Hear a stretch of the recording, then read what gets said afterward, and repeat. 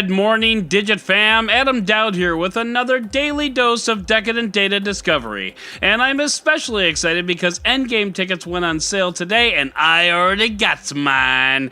You have my permission to be jealous. It is April 2nd, 2019, and this is your Digit Daily. Low-light photography has long been the bane of smartphone shutter bugs. And when I say has long been the bane, what I mean is always been the bane. Smartphones suck at taking photos in anything less than a well-lit room. Until now. Sorry, a little bit too Forbes for you? Well, Bogdan Petrovan over at Android Authority took the Huawei P30 Pro camera out for a spin in near darkness. And you won't believe what happened next! Okay, I gotta stop that. Anyway, but seriously, you won't believe it. But first, a little history. You see, Google aimed to be the low-light king when it developed Night Sight. This was a neat little software trick that the Pixel 3 did to take multiple frames and stitch them together. The result ended up looking a lot like a daytime shot, but it was actually taken at 11 p.m. Now, it is possible to replicate these results using a tripod and manual mode and a little long exposure, and of course no moving elements in the frame, but capturing this using a quick mode while handheld is pretty impressive. Other OEMs followed, adding night modes of their own, but with different names. Also, the clever folks over at XDA have ported the Pixel camera app over to devices like Motorola, OnePlus, and others to take advantage of Night Sight, though not nearly as well as the Google Pixel camera. Google has ultimate control over the hardware, so it's really able to get the most out of it. It's really impressive. But now, initial trials seem to indicate that Google's reign at the top of the darkened pedestal may have come to an end. Enter the Huawei P30 Pro. You'll need to check out the article on Android Authority to get the camera samples, but for now, let's just say, holy balls. The stark difference between the camera samples from the Google Pixel 2 with Night Sight and the Huawei P30 Pro is stunning, and Huawei achieves this through both hardware and software. Instead of a typical RGB Bayer filter pattern you typically see in smartphones, RGB stands for red, green, green, blue, by the way, Huawei uses a red, yellow, yellow, blue filter pattern. The result? The yellow filters let in more light than the green. Well then, what about green? I mean, you still kind of need green, right? True, and that's where we math. Algorithms help swing the color spectrum back into green where it's supposed to be, so your front lawn will look green and not yellow like my front lawn currently does, even without a filter.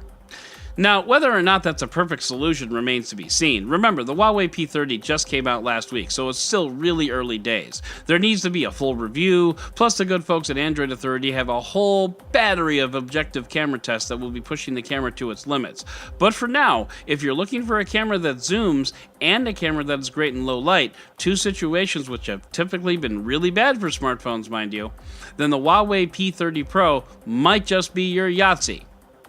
If you don't live in the United States, that is, and god damn it. So, now that you're insanely jealous of the P30 Pro's camera and my Endgame tickets, let's head into the roundup! And speaking of the Pixel 3, Jimmy Westenberg over at Android Authority gives us a look at how the Pixel 3 has held up over the 5 months that it's been serving as his daily driver. The camera is awesome, the battery is not, and the performance is just okay these days.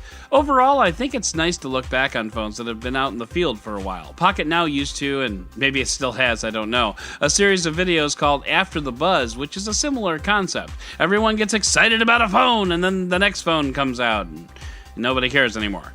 It's good to look back and see how phones hold up for those who don't buy them on day zero. Facebook wants news, and it seems willing to pay publishers to get it.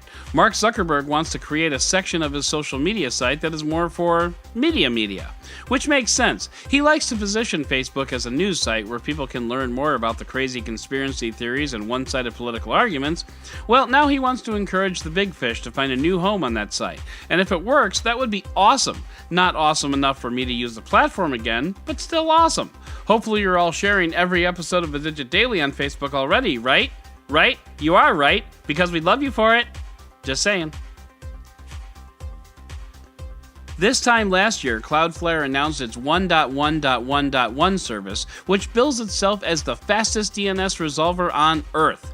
It's technical what a DNS resolver does, but basically it's how your internet connection finds stuff on the internet. Anyway, yesterday on the 1-year anniversary of 1.1.1.1, Cloudflare announced Warp, which is a VPN add-on to the 1.1.1.1 service. And it's free, but it's not available just yet. You can join the wait list. I'm currently number 300,000 or so to get the VPN service when it becomes available, but this VPN should help secure your internet traffic when you're browsing on a public hotspot, so it's worth every penny, even though it's free. No, it's actually really good. Probably. Messing with Teslas is nothing new, and why people harbor such hate for the vehicles is a mystery to me. But still, people have been caught blocking or destroying charging stations, and have even been caught on camera keying Tesla cars. Now, researchers have determined a new way to mess with Teslas by placing stickers on the road in a specific pattern that can cause a Tesla running in autopilot to veer into oncoming traffic. Well, we'll call that one a glitch, and yet another reason not to put your car into autopilot. And speaking of Teslas, if you ever get in a wreck that totals your Tesla, you might want to hit the old reset button on your car's hard drive before shipping it off to the junkyard.